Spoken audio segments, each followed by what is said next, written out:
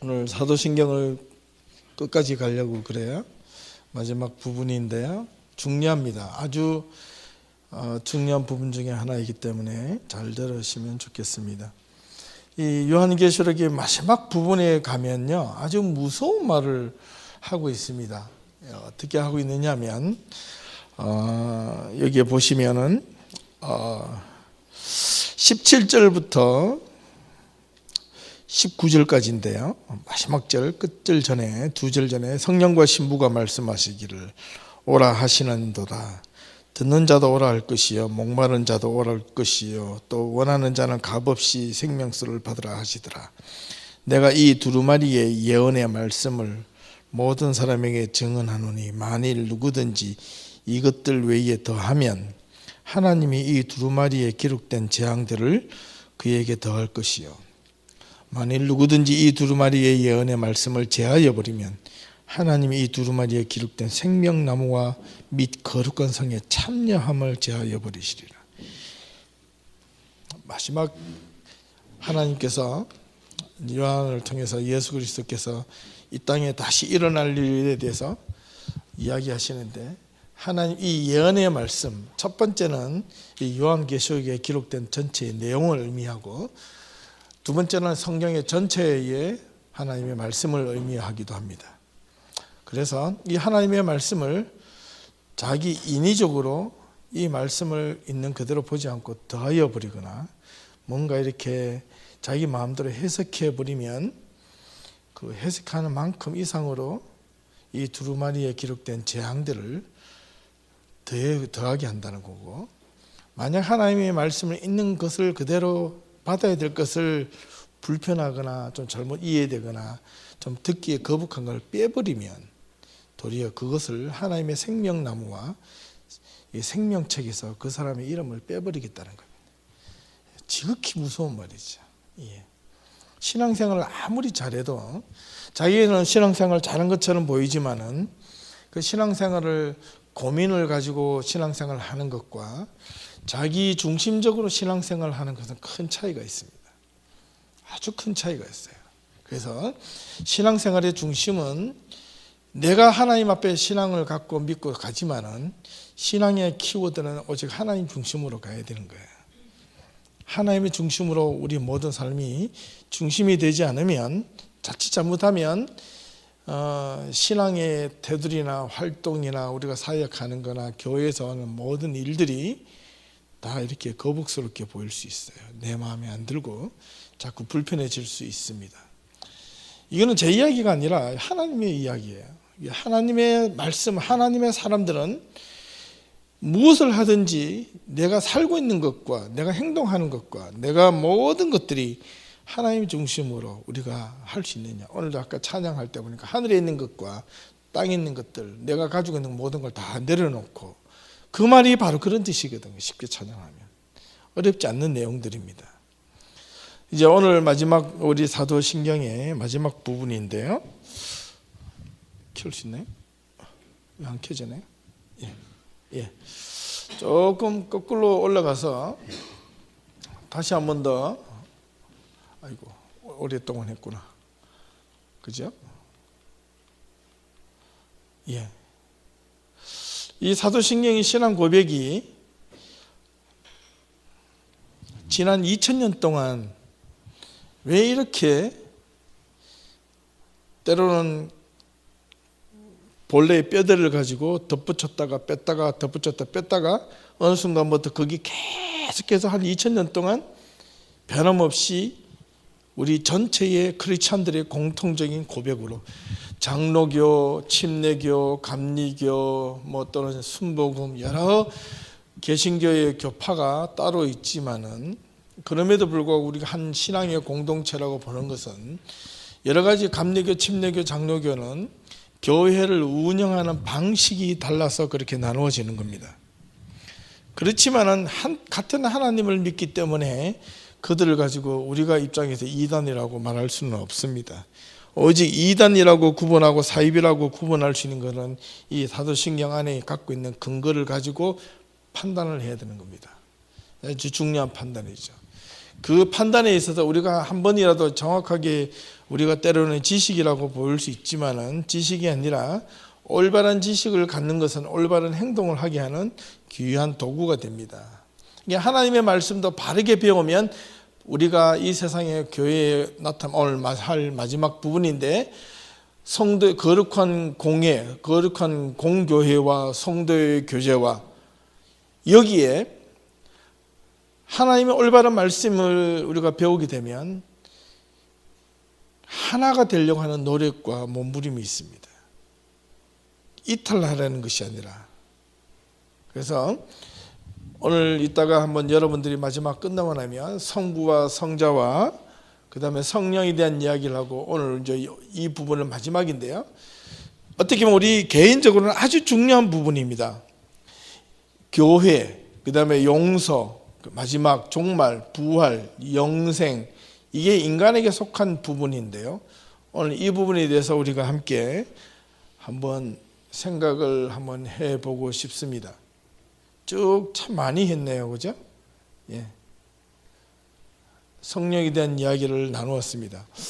이제 오늘 거룩한 공교회와 성도의 교제와 그 다음에 몸이 다시 사는 것과 영혼이 사는 것을 믿사옵나이다. 지금 이 부분을 하는데요.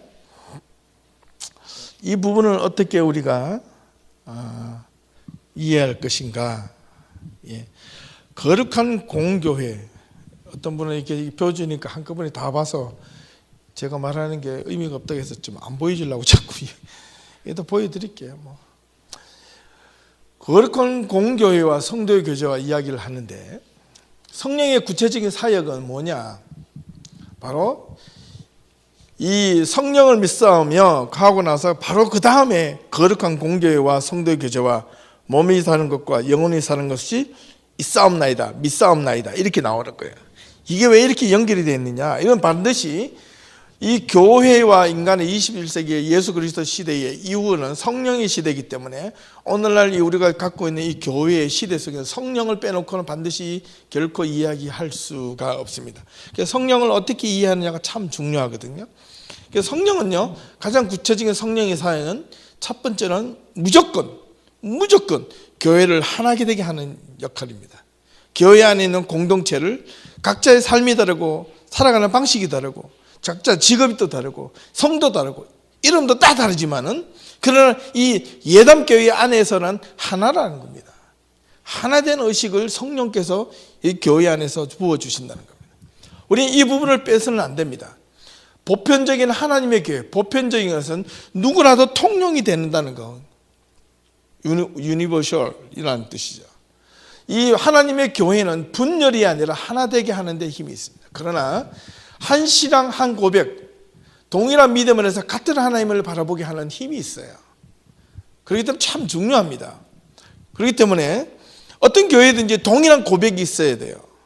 그런데 잘못된 고백이 캐나다 장로교회에 우리가 속해 있지만 캐나다 장로교에 따라도 우리가 캐나다 장로교의 정신은 따라가지만은 이 같이 교회 안에 캐나다 장로교회에 소속되어 있는 교인이라 할지라도 하나님을 바르게 믿는 그 신앙의 고백이 분명하지 않으면 자칫 잘못하면 내가 하나님과 1대1에 만나면서 자기는 막 만난다고 하는데 다른 쪽이 자꾸 쫓아가고 다른 것에 자꾸 관심을 가지고 기울이고 이렇게 할 수 있다는 거예요. 그런데 그것이 건강한 교회의 신앙이면 괜찮은데 위험한 신앙일 때는 뭐가 생기느냐면 교회 안에서 분열이 생깁니다. 조심하셔야 돼요. 그래도 저와 여러분들은 오직 하나님의 말씀으로 가지고 하나가 되려고 노력하는 몸부림이 필요해요. 오늘 읽었던 이 요한계시록을 보면 이 예언의 말씀이 요한계시록 첫 번째라 그랬죠. 두 번째는 성경 전체를 의미하는데 이 성경에 나타난 이 하나님의 말씀에 대해서 내 마음대로 필요 없는 것은 제하여버리고 필요한 것만 받아들이고 그 다음 내가 불편한 거 빼버리고 뭐 좋은 이야기만 받아들이고 이렇게 해서는 안 된다는 겁니다.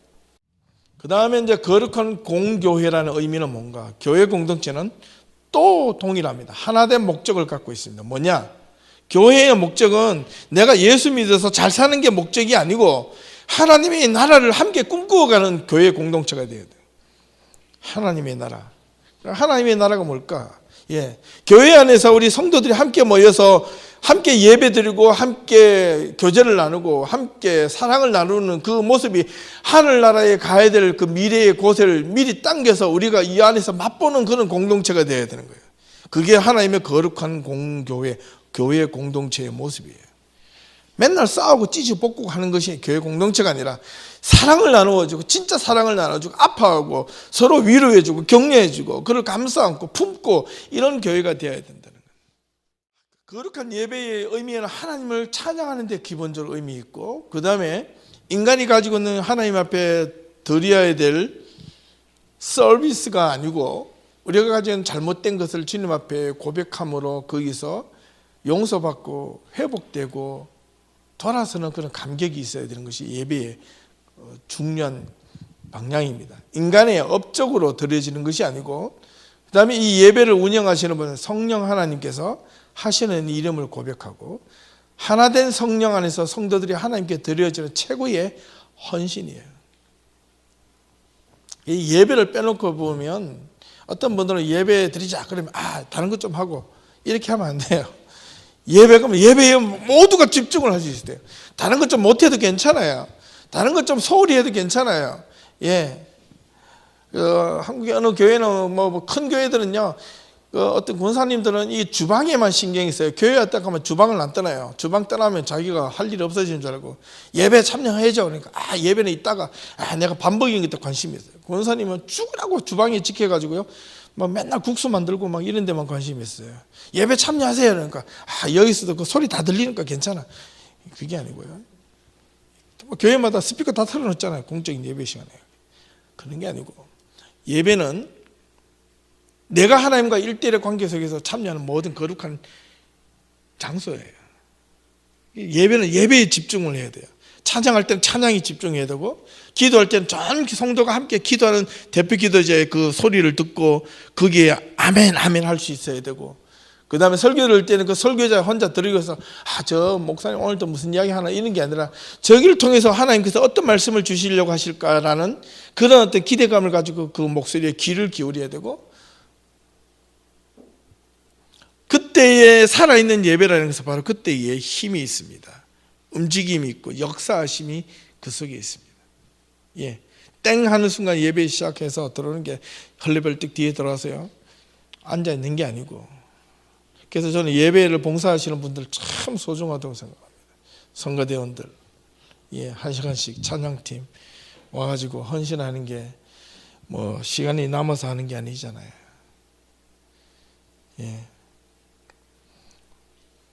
우리 교회는 그렇지 않기를 바라는데, 제가 보면 한 2, 3년 전에 우리 교인들 보니까 지금은 거의 별로 그런 분 없는데, 한 번도 교회 일찍은 아니지만 교회에서 뭘 섬길까 하지 않는 분들이 그렇게 돌아보는 사람들이 없었던 사람들도 있어요. 하나님을 예배하는 것은요, 첫 번째는 예배의 시간을 지키는 것도 중요하지만 예배에 오기까지 마음의 자세가 중요합니다. 하나님 앞에 예배를 드리기까지 오기까지의 그 준비된 자세가 가장 중요하다는 겁니다. 오늘 내가 하나님 앞에 어떤 마음으로 예배를 드려야겠다. 오늘 가서 막 이렇게 하면 예배는 결코 그 어떤 좋은 설교가 메시지가 오더라도 때로는 자기의 감정에 터치돼 가지고 오늘 말씀 좋았다, 그게 아니라 하나님의 말씀을 통해서 움직여지는 하나님의 은혜는 감정을 해서 사람 마음을 움직이는 것, 감정을 움직이는 게 아니라 자기의 머리로 각성하게 되고 깨닫게 되고, 정말 내가 이렇게 살면 안 되겠다, 이런 각오와 결단이 있는 곳이 예배의 장소입니다. 의연한 어떤 그런 결이, 옛날 초대교회에서는요, 지난번 말씀드렸나요? 예배 방식이 두 개가 있었는데, 하나는 세례 받은 사람과 안 받은 사람 모든 사람이 일단 들어와요. 그러면 한 시간 정도 하고 예배를 마치고 나가요. 세례 안 받은 사람은 예배 마치고 싹 다 나가요. 그리고 두 번째 바로 그 자리에서 예배를 드리는데 세례 받은 자들만 남아라 그래가지고 두 번째 예배를 드리는데 그때는 한 4시간씩 드렸답니다. 그리고 문을 잠궈놓고 예배를 드려요. 막 비밀 결사단체처럼. 그러고 나서 성찬식도 드리고, 그 항상 드려지는 고백 속에는 뭐냐면 이 공동체 가운데서 다음 주에 못 올 사람들이 있기 때문에 그렇습니다. 매주 그 다음 주에 올 때마다 보니까 성도들이 한 명, 두 명씩 빠져나가는 거예요. 왜? 누구 때문에? 죽어서 나가는 거예요. 왜? 예수 믿는다는 그 이유 하나만으로 로마 군인들에게 잡혀가지고, 반역자로, 배교자로 해가지고 잡혀가지고 사자밥이 되고 끓는 가마에 들어가고, 목숨을 담보로 그 사람들은 거기에서 예수를 배반하지 않고 떠나버리는 겁니다. 그 다음 주에 모이는 성도들이 모였을 때마다 자기 빈자리를 봤을 때 얼마나 가슴이 아플 거예요. 그럴 때마다 성찬식 할 때는 그건 마지막에 참 놀랍습니다. 가슴이 뜨거웁니다. 자기 생명이 달리고 실존이 달려있는 문제인데, 그런데 그 성도들은 예수 하나 때문에 자기의 목숨, 아까운 그 목숨, 인생에 30년, 40년, 50년을 더 살 수 있는 그 사람을 그냥 순간적으로 끊어버리고 예수 하나 때문에 그냥 순교를 당하는 거예요. 뭐 때문에? 예수가 뭔데? 내 신앙이 뭔데? 내 아까운 청춘, 삶을 다 버리고. 그렇죠? 작년에 나온 시선이라는 영화가 있습니다. 한번 보십시오. 이장호 감독님이 만드셨던 영화인데, 성교하다가 고백하는데, 그 다음 거룩한 공교회와 성도의 교제의 고백이 성령의 고백 뒤에 나오는 이유는 분명한 것. 아까 말씀드렸는데 성령이 교회를 하나 되게 하는 힘인데, 이 성령의 반대말은 뭐라 그랬죠? 악령, 바꾸고 하면 사탄.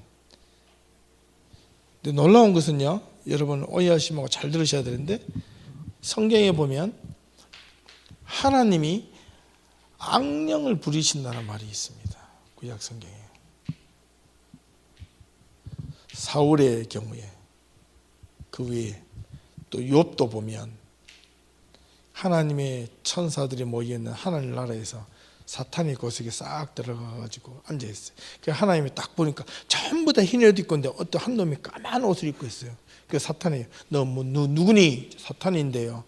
그래, 이 지구 땅덩어리 다 돌아봤냐? 어디 갔다 왔냐? 놀다 왔습니다. 세상은 보았냐? 보았습니다. 근데 그랬으면 괜찮은데 하나님이 시비를 걸잖아요, 사탄한테. 야, 그런데 내 종, 나의 종 욥은 봤냐? 못 봤는데요. 그는 진짜 의인이란다. 나를 정말 잘생기고 의인 중에 의인이란다. 사탄이 보니까 그럴 리가. 진짜야. 아니요, 진짜라니까. 욥이 축복을 받았으는 거죠. 하나님한테 복을 안 받고 저주받으면 어떻게 되게요? 원망하지 않을까요? 아닐걸? 우리 내게 할까? 그럽시다. 이게 욥기 1장 2장이에요. 진짜요? 오케이, 하자. 그런데 조건이 하나 있다. 너에게 모든 고난을 주겠지만 욥의 목숨만은 네가 마음대로 하지 마라. 안 된다. 목숨은 내 거다. 알았습니다. 오케이. 그럼 내가 내 마음대로, 목숨 외에 마음대로 해도 되죠? 허락받았습니다. 오케이. 가서 한번 해봐라. 욥에게 낳은 자식들과 재산을 완전히 그 자리에서 풍지박산을 만들어버리고, 욥의 몸에 정말 이렇게 막 피부병 같은 견딜 수 없는 병을 생기게 만들어서 욥이 하나님 앞에 울면서 고백하면서 자기 생일을 저주하잖아요. 태어난 걸 저주합니다. 그걸 봤을 때 욥이 뭐라 그랬습니까? 그 생일을 저주한다는 것은 하나님의 주권을 부정하는 거거든요. 하나님을 원망하는 겁니다. 욥은 사탄은 낄낄거리죠. 이제 그때부터. 아니 저럴 줄 알았다. 왜? 어찌 고난이 있는 자에게 하나님을 찬양하는 마음이 있을 수 있겠는가? 하나님이 그 사람에게 복을 잘 주시니까 그렇지라고 했죠. 그런데 가장 친한 친구야, 새 친구가 욥을 찾아와서 욥에게, 이 친구가 와서 위로는 못할 줄 망정 뭐라고 그럽니까? 네가 뭔가 잘못해서 그런 것이 있을지 네 마음속을 샅샅이 들여다봐라. 뭔가 끓이끼는 게 있고 하나님 앞에 범죄한 게 있기 때문에 너희가 벌을 받는 게 아니니 자꾸 회개하라고만 다그칩니다. 그런데 욥은 회개할 게 별로 없습니다. 근데 계속 그런 이야기하니까 욥은 점점 답답해지고 미쳐버립니다. 그래서 나온 것 중에 한마디가 뭐냐면, 내 시작은 미약하였으나 내 나중은 심히 창대하리라. 이게 누가 했냐면 욥이 한 말이 아니에요. 욥의 친구가 한 말입니다. 그렇게 되기 위해서는요, 여러분 우리 교회 다니는 사람들 식당 가면 전부 다 그런 글 있죠. 그게 하려면 일단 장사가 쫄딱 망해야 돼요. 지금 욥이 망한 상태에서 지금 그 이야기하는 거거든요. 이제 그걸 함부로 그렇게 써붙이면 안 되는 거야. 예. 내 시작은 매약하였으나. 지금 장사는 좀 이렇게 지금 구멍가게처럼 하지만 나중에 창대하리라 이 말만 생각하는데 원래는 그 구멍가게마저도 쫄딱 망해도 완전히 뱅크럽 당해가지고 집도 다 날려버리고 쫓겨나가야 돼요. 거기서 다시 시작해야 됩니다. 근데 과연 크리스찬들 가운데서 그렇게 해서 감사드릴 수 있는 사람이 얼마나 있을까? 그죠? 욥도 그렇게 견디기 힘든 그런 고난 속에 지금 처해 있습니다. 그런데 나중에 20장까지 그렇게 고생을 하고 40장까지 그렇게 고생한 사실 마지막 장에 가면 뭐라고 합니까? 욥이 내가 이제는 하나님을 귀로 들었다가 이제는 눈으로 하나님을 보았다. 그때 진짜 하나님을 만났다. 이런 이야기를 합니다. 그리고 나서 욥이 이전보다 더 큰 축복을 받습니다. 사탄은 어떠한 방식으로 하나님 앞에서 야, 저 항복 이런 말은 한 건 없는데 그건 상당히 주는 시사하는 바가 상당히 크거든요. 우리 크리스찬들은 대부분 예수를 믿으면서 내 삶의 환경의 바운더리에서 뭔가 자꾸 변화되기를 바라고 내가 안 되는 어떤 물질적인 그런 어떤 그런 덧붙임이 있어 주기를 바라는 게 그것이 나쁜 것이 아니라 그것만 먼저 지향을 하면 하나님의 본질, 하나님의 나라가 자꾸 잊어버릴 수 있다는 겁니다. 예배는 하나님을 만나는 자리는 순수하게 하나님을 향하여 바라보고 있어야 된다는 겁니다. 세상이 가지고 있는 잘못된 어떤 그런 이데올로기 같은 경우는 사회 시스템이나 이런 것들은 그 시스템 속에 누구 한 사람을 지향해서 모든 사람이 고통을 받고 그 사람을 올인하게 만들지만은 그러나 우리가 말하는 하나님은 내 삶의 모든 것을 하나님께 드림으로 내가 없어지는 게 아니라 그 사회 시스템에 올인하는 게 아니라 내가 하나님 앞에 올인함으로 해서 내가 진짜 살아가는 방법을 배우는 겁니다. 이게 하나님 앞에 서는 크리스찬들이 서야 되는 중심 중에 하나가 바로 그겁니다. 예. 우리는 살아가는데 삶의 의미가 어디에서 있느냐, 누굴 위해서 사느냐 중요하죠. 정말 중요합니다.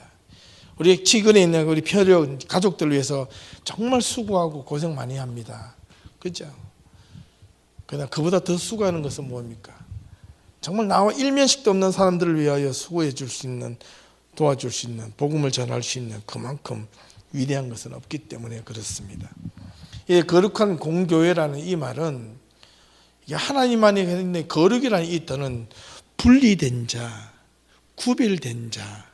저와 여러분들이 이 세상에 살고 있으면서 똑같이 아직도 여전히 마음속에는 죄악과 더러운 마음이 있지만은 하나님이 여러분들 교회 안으로 불러들이는 순간 여러분들은 이미 separated,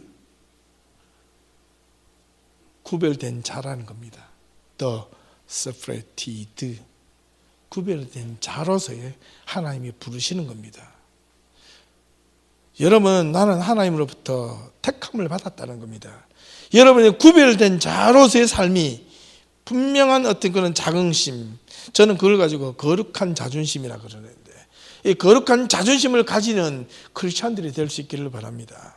내가 어떤 막 하나님으로부터 능력을 받아서가 아니라 내가 예수를 믿는 이 믿음 하나 자체로 여러분들은 거룩한 홀리 프라이드를 좀 가질 수 있기를 바라요. 남들이 느낄 수 없는 하나님의 거룩한 자존심이 여러분 마음속에 샘솟듯이 일어날 때 그 속에서는요 세상에 줄 수 없는 기쁨과 평화와 감사와 은혜가 여러분 마음속을 움직여 갈 겁니다. 그거는 감정이 아니에요. 그거는 내 마음속에 어떤 이모셔널한 부분을 터치를 해서 내가 순간적으로 확 끌려가는 게 아닙니다. 거기서 느껴지는 감동은 감정에 의해서가 아니라 각성에 의해서 이루어지는 겁니다. 아시겠죠? 분명합니다. 거룩한 성도의 교제, 이 교제의 의미는 성도라는 의미가 중요한데 이 성도라는 것은 거룩한 무리인데요. 어떤 분들은 거룩한 무리가 아니라 거룩한 개인이 되어야 된다는 거예요. 이게 무리도자인데 거룩할 성 무리도자. 거룩한 하나님의 무리로서 교회 공동체 안에 성도들이 온전한 사귐, 이 사귐 교제인데요.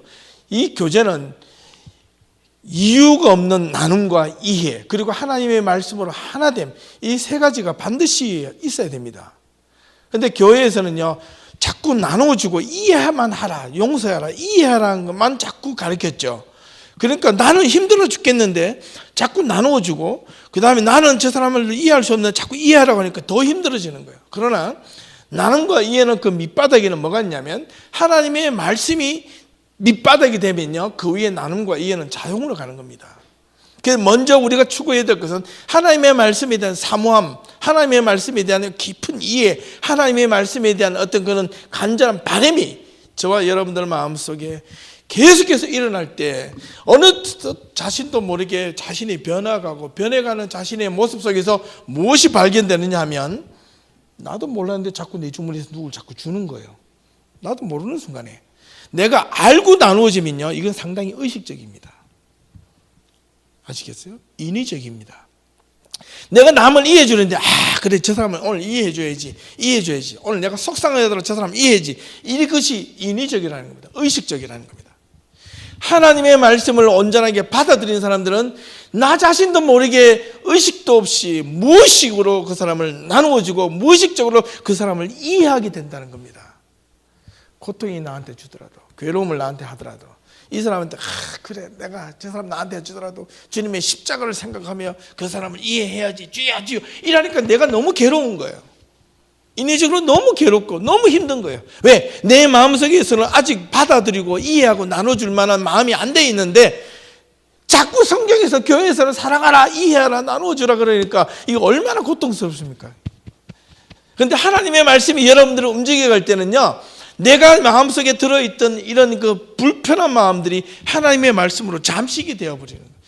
그 하나님의 말씀으로 깨닫고 각성이 되어버리면 뭔지 모르게, 나도 모르게 그냥 이렇게 손이 들어가고 나눠지고, 저 사람이 이해가 안 되는데 어느 순간 이해가 되고, 그 옆에 가가지고 뭔가라도 대화하고 싶고, 대화라도 해줘야 될 것 같고, 대화하다가 저 사람한테 팩 끓이고 돌아온다 할지라도 내가 오늘 뭔가 잘못했나, 이런 마음이 드는 거야.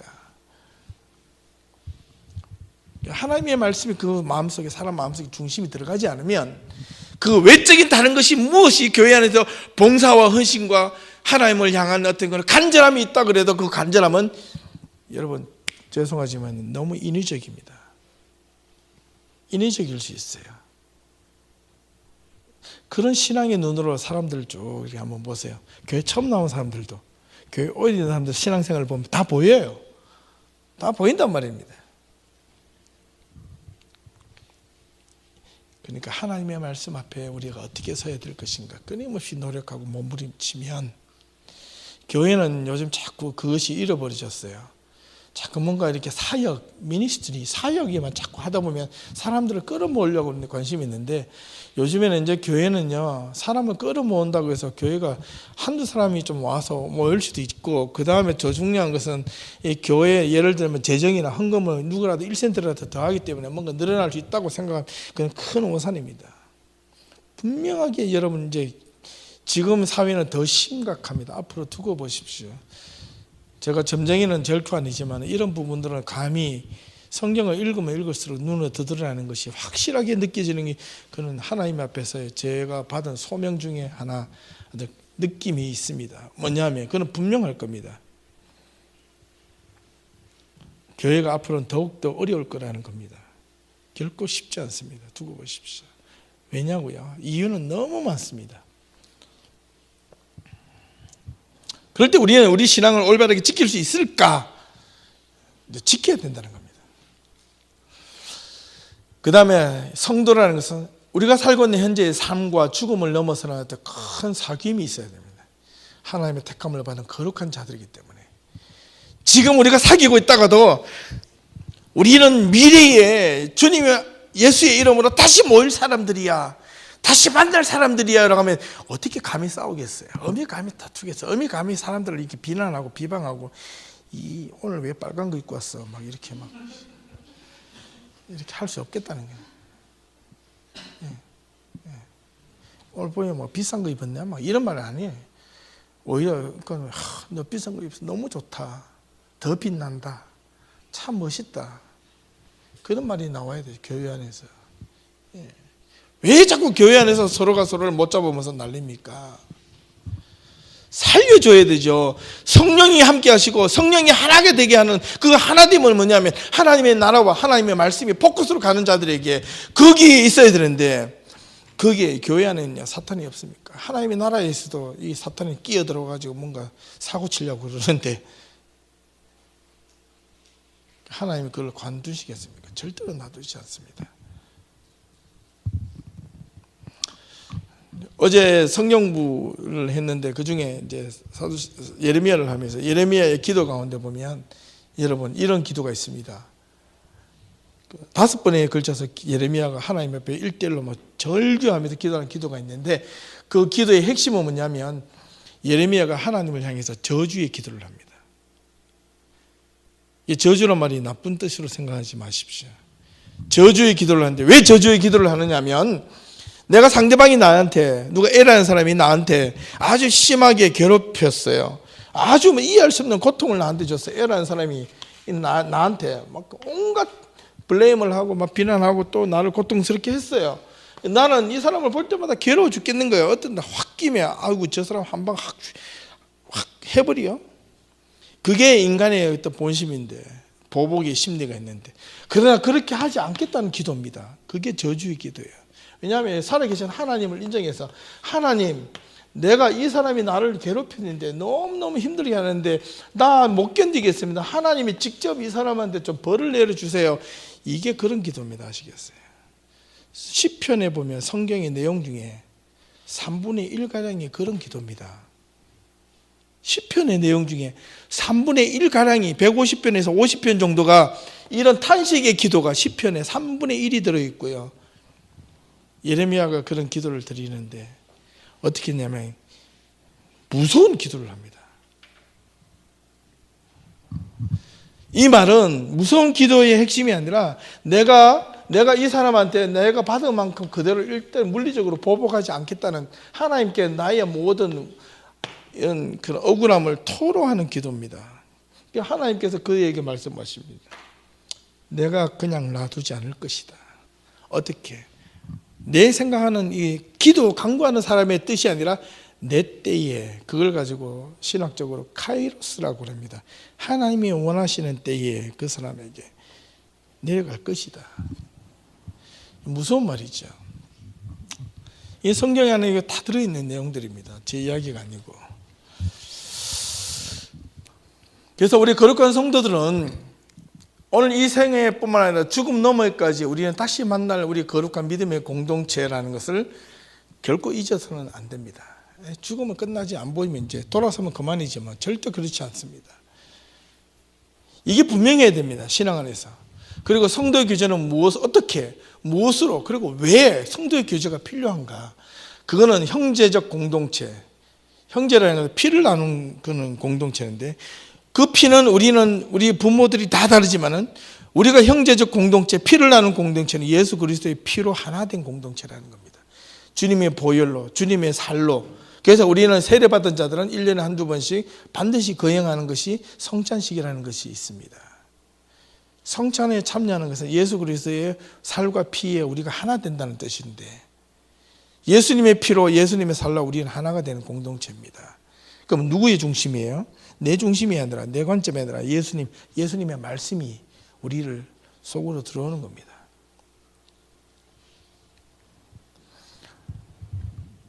사귐의 목적은 진정한 사귐의 목적은 사랑과 고통을 함께 믿음 안에서 진지하게 의미 있게 나누는 공동체.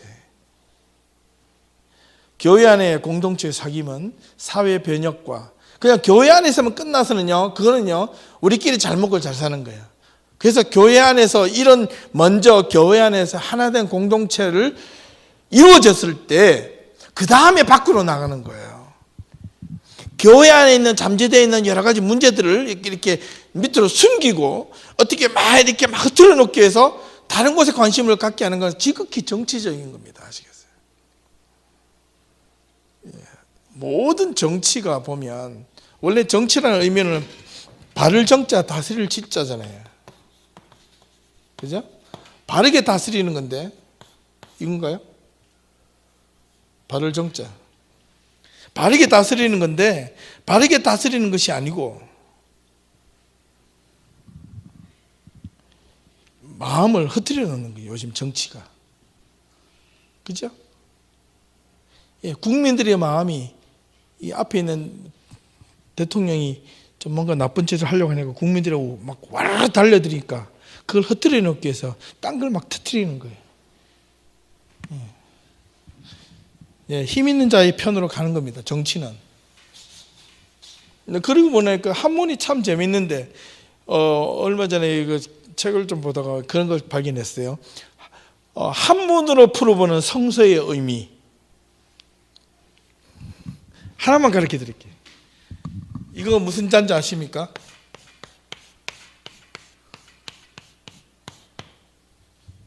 이거 아시는 분, 성경 한문을 좀 아시는 분이에요. 금자, 무슨 금자? 금할 금자. 금할 금자인데요. 금지할 때 금지 이렇게 씁니다.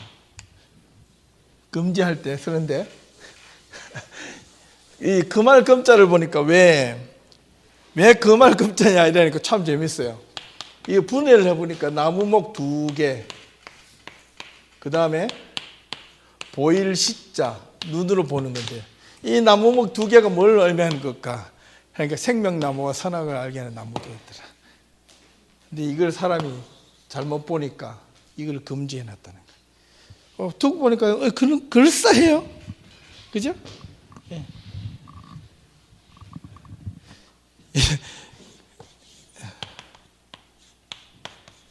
이건 배선자인데요.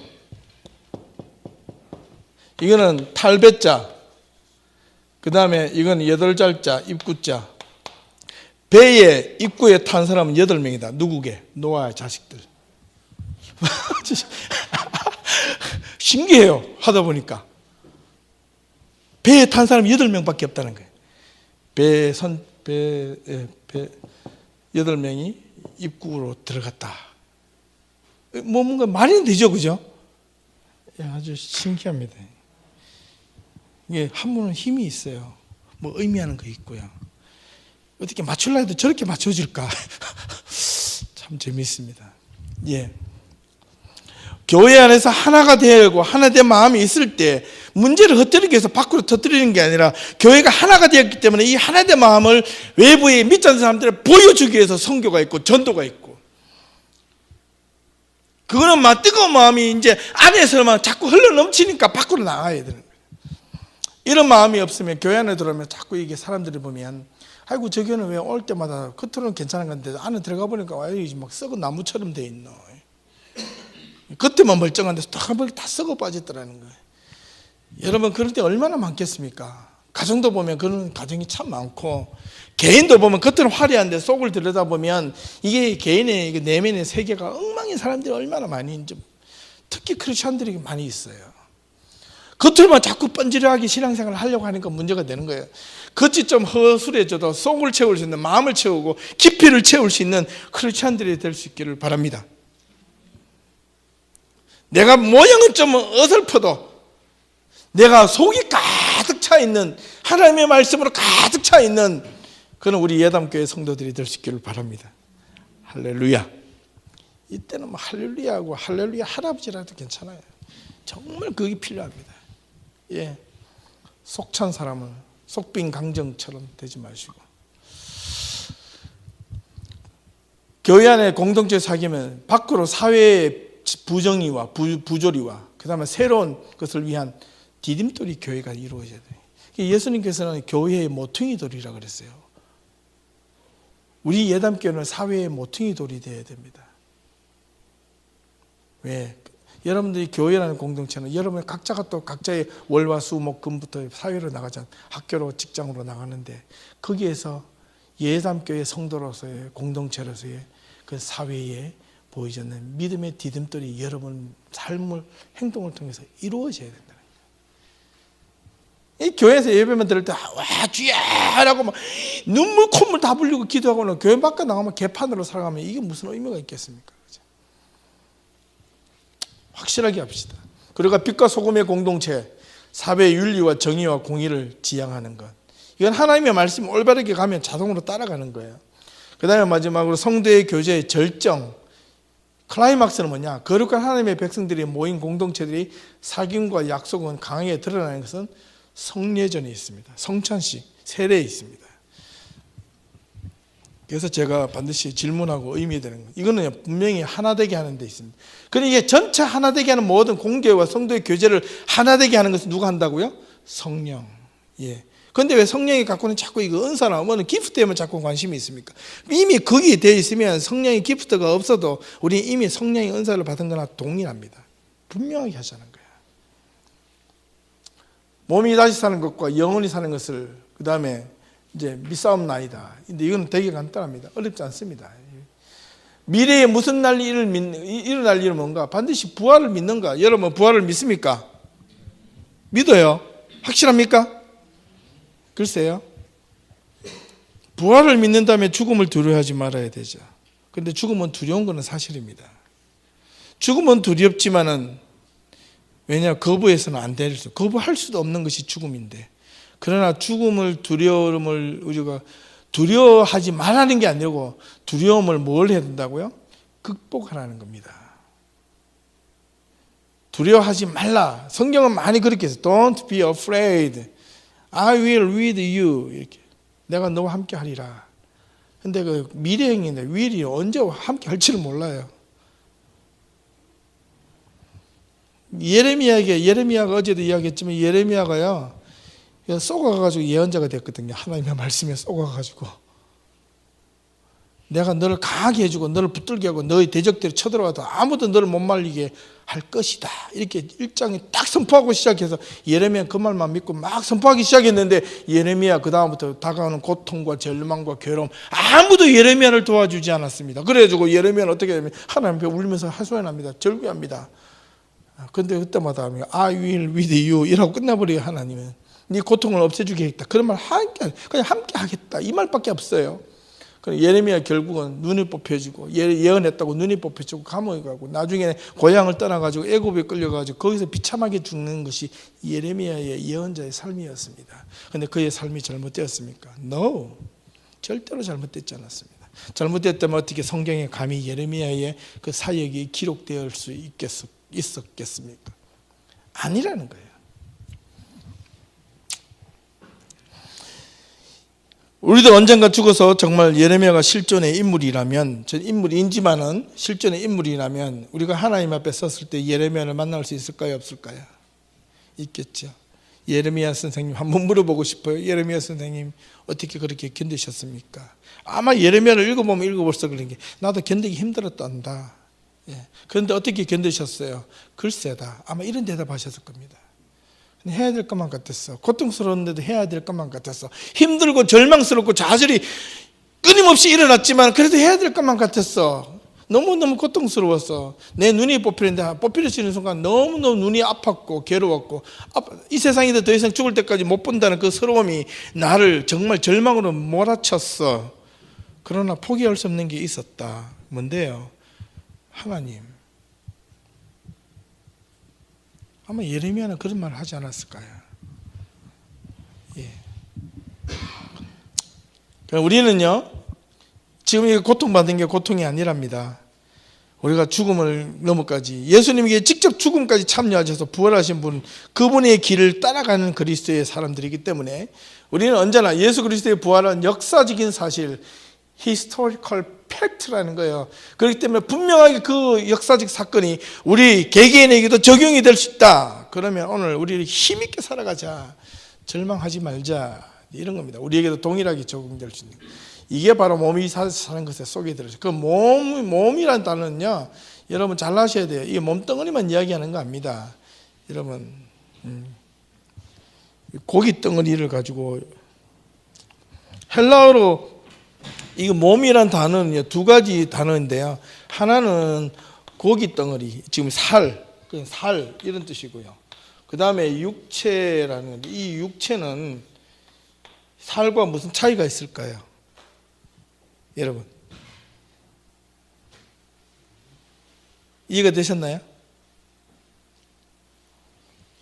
이 몸이란 단어에는 이 고기, 이건 살덩어리, 이 몸의 머리카락부터 살이랑 이 살만 아니라 이 머리카락부터 발끝까지 있는 이 몸의 고기 덩어리 이 전체를 의미하는 거고, 그 다음에 다른 뜻으로는 육체라는 뜻이 있습니다.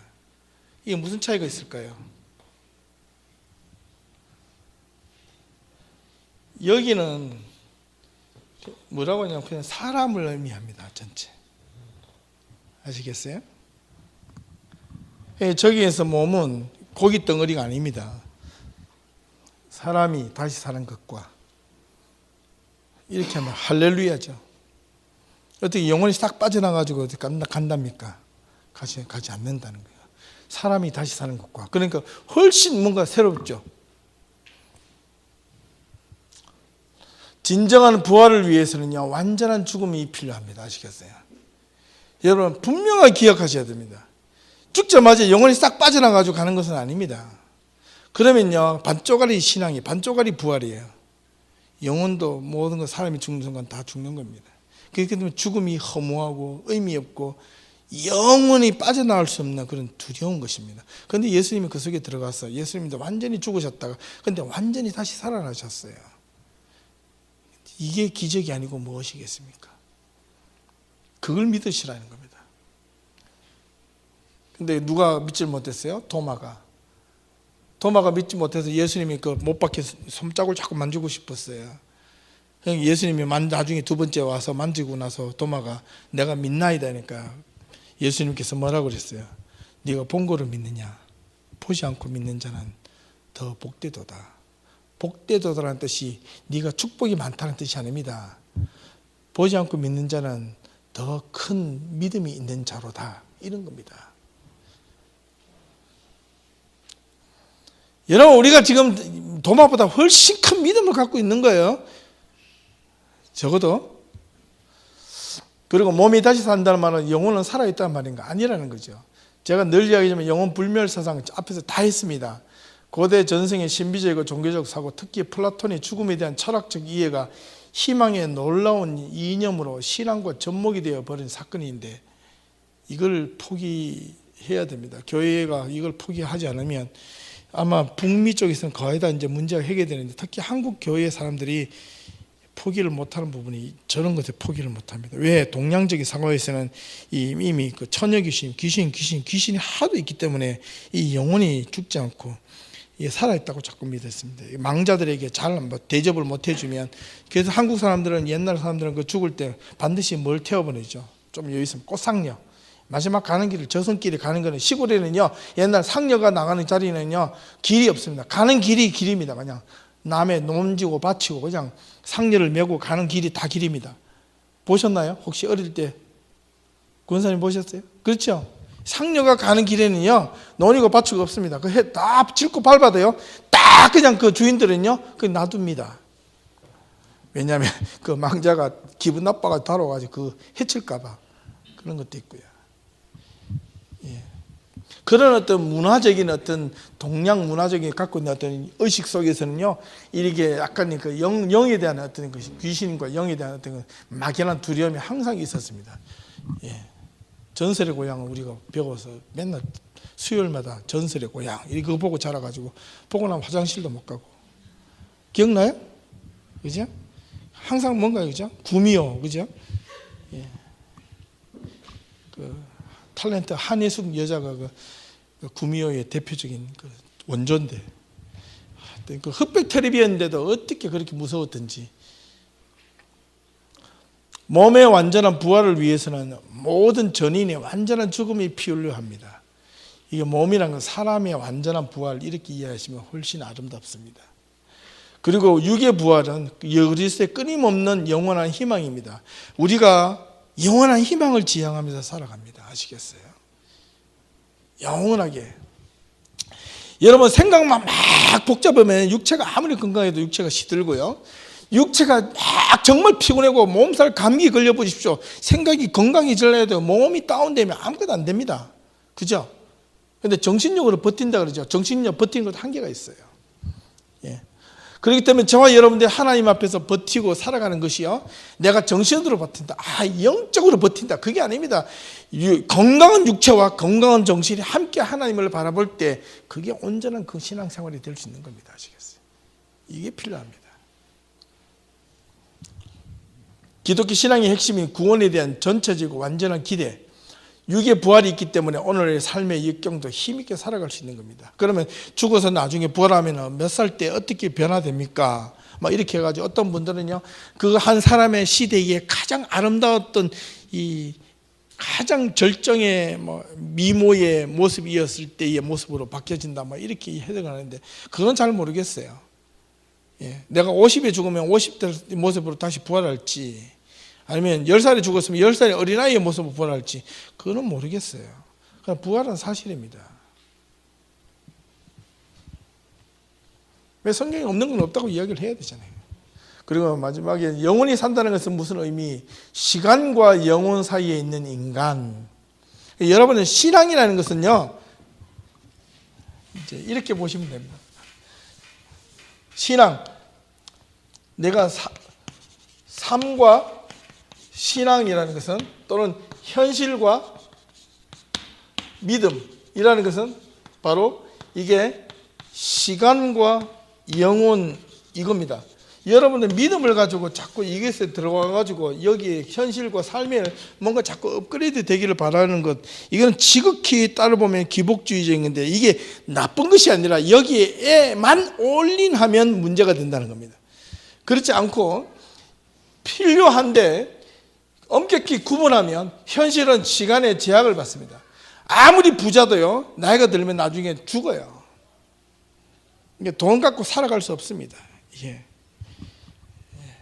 그러나 영원한 게, 하나님의 말씀은 영원하다. 그 말씀이 영원하다는 뜻이 뭘까요? 그건 변함없이 계속 이 땅에서 뿌리 박혀 전달되어 간다는 겁니다. 예, 그렇기 때문에 우리도 영원한 존재가 아니라 유한한 존재, 시간적으로 제약이 있어요.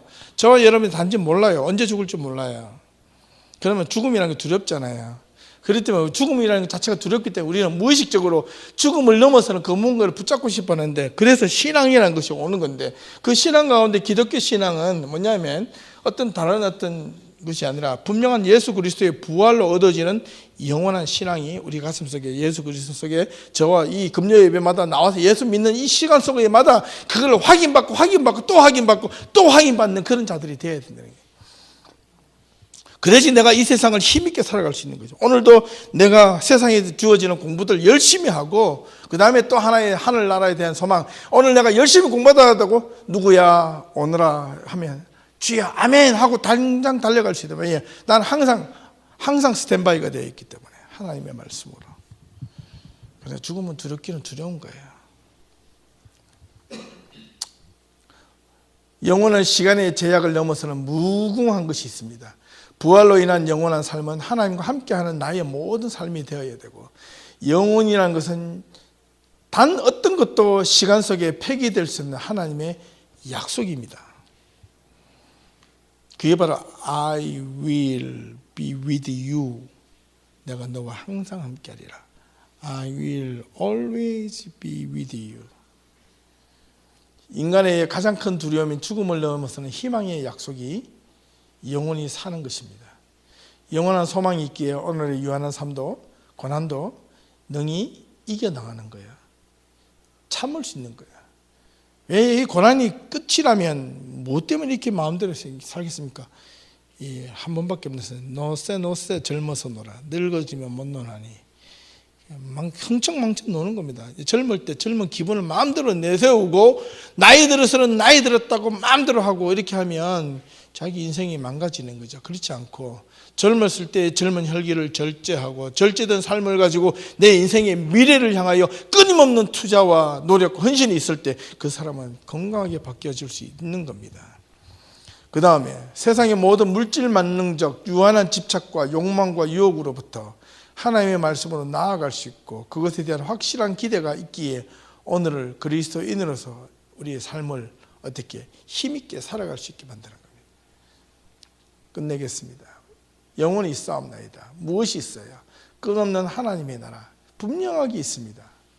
하나님의 나라는 영원 무궁할 것이다. 언제나 하나님의 통치가 완벽하게 이루어질 때 영혼의 의미는 종말론적 삶을 살아가는 믿음의 자세, 희랍적 사고, 아까 플라톤이 이야기했는데 이것의 성경적 중심적 사고로 이제는 바뀌어야 될 필요가 있습니다.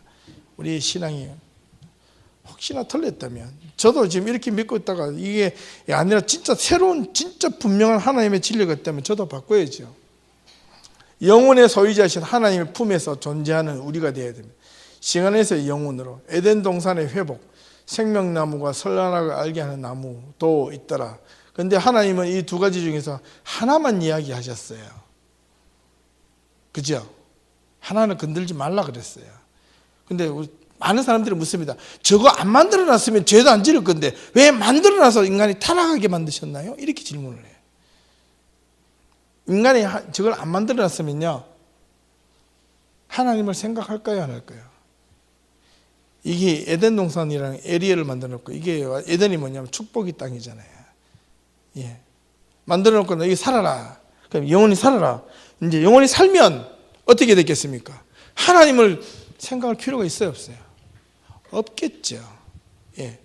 이 에덴 동산에 또 너를 만든 이 그 코에 생기를 불어넣은 주인은 누구냐? 나다. 나를 기억할 수 있느냐? 인간은 그래서 완악한 존재라는 겁니다. 그런데 선악을 알게 하는 나무를 죽으면서 딱 선악과를 보는 순간, 누가 선악과가 문제가 아니라 선악과를 통해서 하나님이 뭐라 하냐면 하나님이 하지 말라 그랬지. 하나님이 먹지 말라 그랬지. 그런데 뱀은 뭐냐면 하나님이 먹지 말라는 이유가 있다. 인간은 하나님은 선악과를 통해서 하나님을 생각하라는 것이었고, 뱀은 선악과를 통해서 하나님처럼 될 수 있다고 유혹을 한 거예요. 완전히 다르죠. 그러니까 하나님이 선악과를 통해서 하나님을 생각하게 만들었는데 선악과를 어기는 순간 하나님의 법칙을 깨어버리는 인간의 어떤 완악함, 교만은, 뱀이 유혹하는 그 뱀이 serpent라는 뜻이네요. 이 유혹자라는 뜻이잖아요. 큰 S-E-R-P-E-N-T, 이 단어가 유혹자라는 뜻이잖아요. 감은 이슬로 속이는 자, 이런 뜻입니다. 그래서 이 유혹자가 와가지고 뭐라고 했냐면 이 선악과를 통해서 네가 하나님처럼 될 수 있다. 자, 그렇게 꼬시는 거예요. 그런데 인간에게는 두려움이 있었을까요, 없었을까요? 죽음에 대한 두려움이 없었으면 선악과를 안 먹었을 겁니다. 유명한 신학자는 그렇게 이야기합니다. 왜? 이미 살고 있는데. 근데 왜 거기서 하나님처럼 되어서 결코 죽지 아니하리라 뱀이 먼저 그 이야기를 했겠느냐, 이 말입니다. 이게 중요한 단서가 있거든요. 영원한 은혜 아래 속한 그리스도인의 온전한 삶의 약속, 영원한 이어짐, 영원한 삶 속에서 존재하는 아가페적 사랑, 삶의 영원한 삶의 기초와 규범, 이거는 곧 마지막에 하나님 사랑과 이웃 사랑, 마태복음 신명기 6장 5절에는 하나님 여호와를 사랑하라 이거부터 있는데, 예수님은 레위기 19장 18절의 말씀을 같이 붙여가지고 하나님 사랑과 이웃 사랑을 동시에 얘기했습니다. 하나님 사랑은 첫째 되는 계명이요, 둘째 되는 계명은 이웃을 사랑하라, 네 몸과 같이 사랑하라, 이것이었습니다. 영혼을 이 땅에서 어떻게 품을 수 있을까? 이거는 한 가지입니다. 오늘 우리가 읽었던 요한복음 13장 31절에 35절, 예수님께서 새 계명을 너희에게 주노니 서로 사랑하라, 이겁니다. 어떻게 보면 마지막에 방점은, 사도신경의 마지막 마침표는 뭐냐면 서로 사랑하라입니다. 사도신경의 마지막 핵심은 서로 사랑하라입니다. 이기적으로 사랑하는 게 아닙니다. 질문을 좀 던져보죠. 이제 끝났는데. 여러분들 마치고 이제 한번 토론을 해볼 수 있기를 바라는데, 다음 주부터는 우리가 그냥 말씀을 한 구절 읽고 말씀에 대한 이해와 그 다음에 좀 기도에 한단 12월 마지막 부분을 우리가 기도하는 시간으로 좀 가질까 생각합니다. 그걸 같이 쉐어링도 좀 더 많이 하고. 제가 질문을 좀 드리는데 사진 찍어도 돼요? 착각 소리 나도 됩니다. 예, 속으로 팀장님들 좀 보시고, 제가 이따가 켜놓을게요. 아니면 켜놔도 되니까, 그죠? 끝나기 전까지. 사도신경이 가지는 의미는 도대체 뭡니까? 한번 쭉 참석하신 분들 한번 생각해 보십시오. 쉐어링을 한번 해보면 참 좋을 것 같아요. 각자 생각을 나누는 게 중요합니다. 2000년 기독교 역사에 숭고하고 변함없는 고백인 이 사도신경이 포기되지 않고 변질되지 않고 오늘날 이 다원주의 시대 속에서도 변함없이 지켜져야 하는 이유는 무엇인가?